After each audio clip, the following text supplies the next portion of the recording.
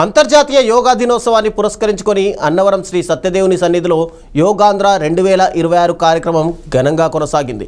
రత్నగిరి ఆలయ ప్రాంగణంలో జరిగిన ప్రత్యేక యోగా సాధనలో సుమారు 700 మంది భక్తులు, స్థానికులు, దేవస్థానం సిబ్బంది పాల్గొన్నారు. దేవాదాయ, పర్యాటక, ఆయుష్ శాఖల ఆధ్వర్యంలో జూన్ 7 నుంచి 21 వరకు ప్రత్యేక యోగా శిక్షణ కార్యక్రమాలు నిర్వహిస్తున్నారు.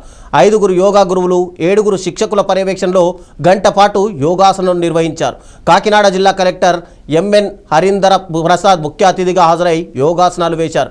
ఇక జిల్లాలో 2 లక్షల మందిని యోగాంధ్ర 2026లో భాగస్వాములు చేయడమే తమ లక్ష్యమని కలెక్టర్ తెలిపారు. గ్రామ, మండల స్థాయిలో నిర్వహించే యోగా కార్యక్రమాలు, పోటీల్లో ప్రజలు పెద్ద ఎత్తున పాల్గొనాలని పిలుపునిచ్చారు.